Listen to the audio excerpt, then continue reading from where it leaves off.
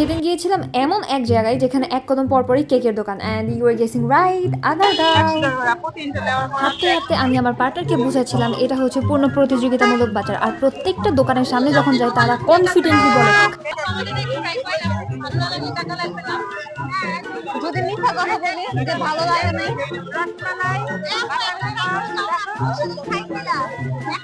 কবে খাইছিল?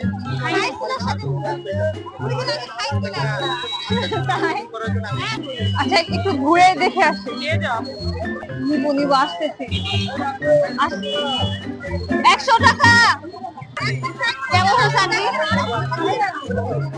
আচ্ছা আসতেছি, ঘুরে আসতেছি। চকলেট খাই।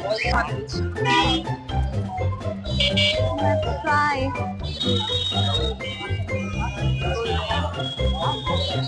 আপু কেমন?